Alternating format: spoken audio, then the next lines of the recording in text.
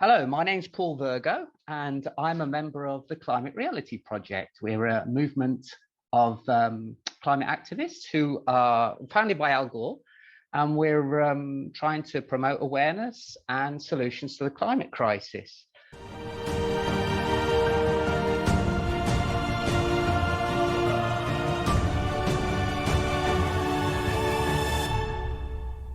As you see, we're speaking in English. You're thinking, oh, what's going on here? It's Team Italy. Why are you speaking in English, not Italian? Well, we're a mixed bunch, and there's people from all over the world based in Italy, part of Climate Reality's Team Italy. And today we've got two Brits, so we're doing it in English. Okay, so today we're talking to Mr. Bob Garner, and he's a Climate Reality and a businessman based here in Italy. Good morning, Bob. Good morning, Paul. How are you? I'm very well, thank you. Okay, Bob, so can you just tell me who you are, what you're up to, what you do, and how you're trying to make a contribution to the climate crisis? Yeah, sure. So well, to make a contribution to solving the climate crisis, not to causing it. Yeah, absolutely. My name is Bob Garner, and along with my partner, we run Casal di Fichi, 6 sustainable holiday apartments in Le Marche, Italy. We moved a few years ago from London, bought an old farmhouse, renovated it, and created these apartments. We wanted a lifestyle change and wanted to get out of the corporate rat race in London. And we love being here on site, hosting our guests, educating them about sustainability and trying to make our business as sustainable as possible. I did the Climate Reality Leadership Program a couple of years ago. And that was another way for me of solidifying my knowledge and helping me focus on what I wanted to do to fight the climate crisis and to play my part. And so we do that through our business, of course, because we've created the sustainable business. And that gives us an opportunity to then talk to lots of people each year who come and stay with us, sometimes because we are sustainable, but often because we're not. And it's a great opportunity to show and tell how you can be sustainable in your day-to-day lives.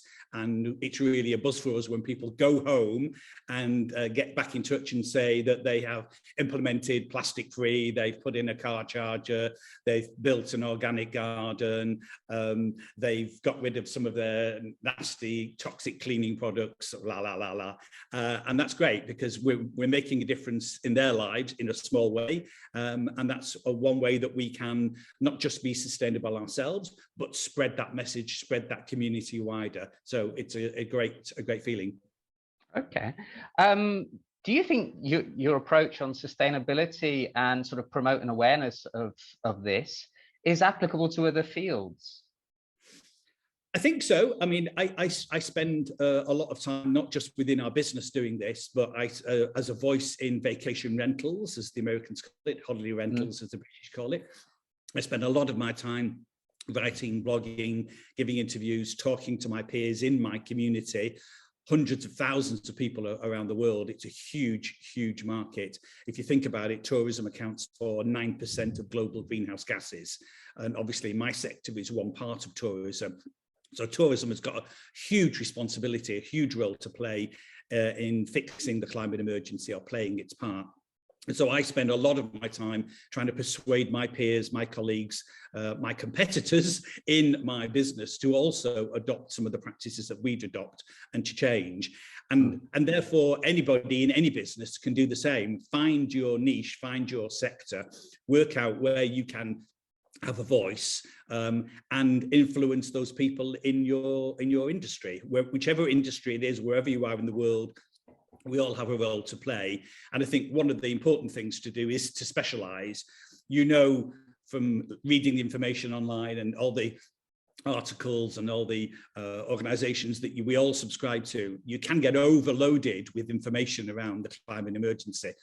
So I think it's really important to focus in on one area where you can make a difference, because if you spread yourself too thinly, you almost feel like you're achieving nothing. So I would really encourage, you know, climate reality leaders and anybody who wants to get into the space to think about your niche, think about where you can actually make a difference, how you can persuade your community, your business, industry, your area of expertise, bring that to your industry and try and open the debate about the climate emergency and get people to take action.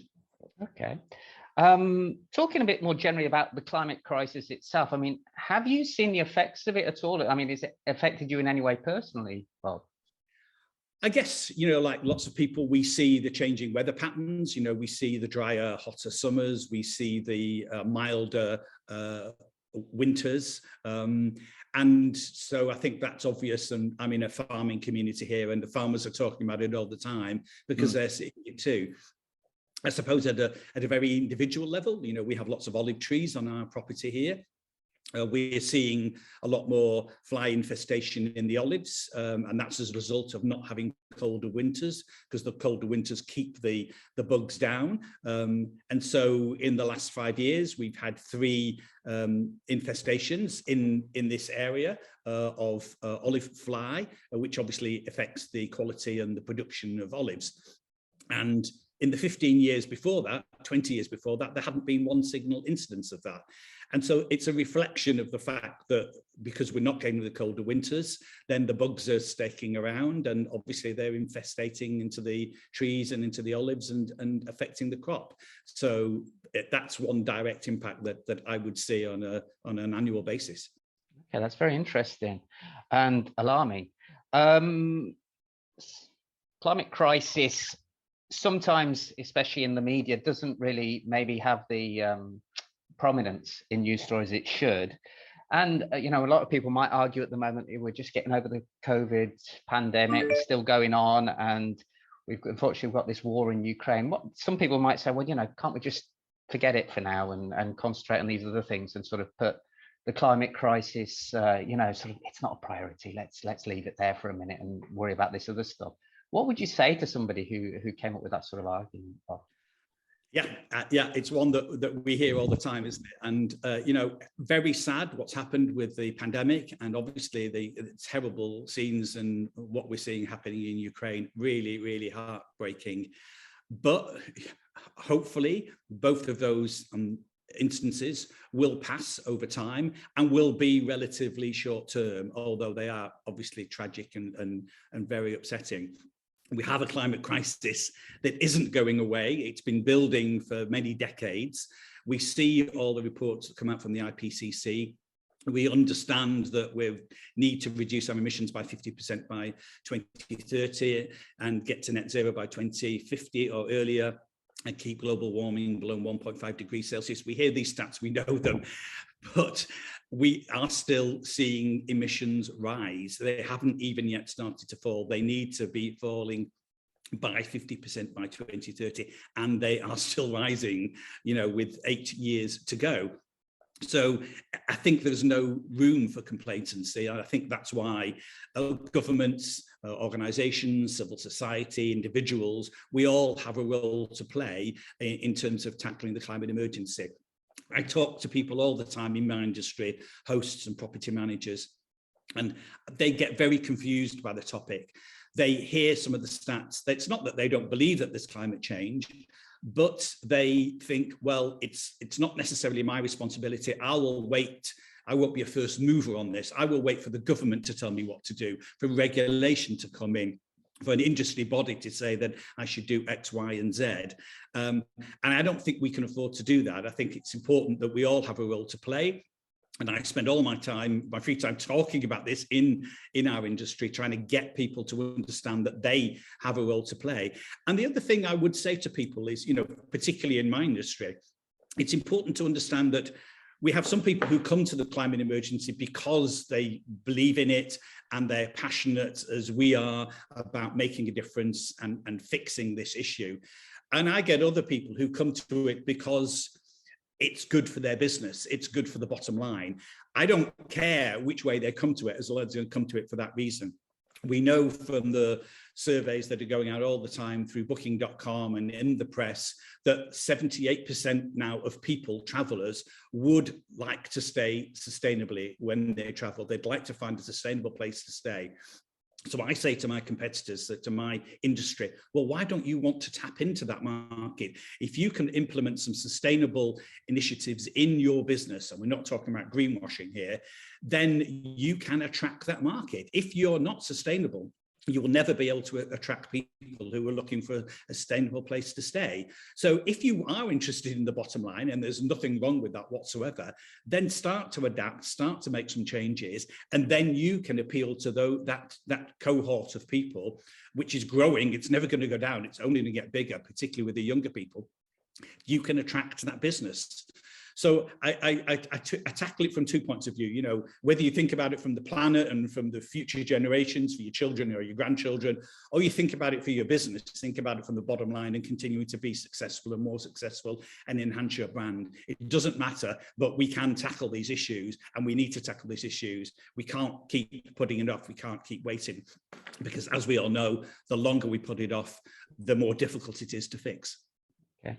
Coming back to you personally, Bob, what future plans do you have in relation to the climate crisis and addressing it? Yeah, sure. My latest initiative is something called Green VR Events. And this is focusing on getting the 40+ events and conferences in my sector, the vacation rental sector, which happen around the world each year, to get them to be sustainable. Because delegates and professionals in my industry go to these events to learn, to share, to connect. And so it seems to me that conferences have a unique place in our industry to influence the market, to influence and educate and inform. And so I've created this website, I've created this 25-stage playbook of what hosts, organizers of conferences and events can do to be more sustainable. And I'm now approaching these conference organizers, trying to persuade them that sustainability is important, that they should create their events to be more sustainable, and that they should put sustainability front and center within their conferences so that they can educate and inform their delegates.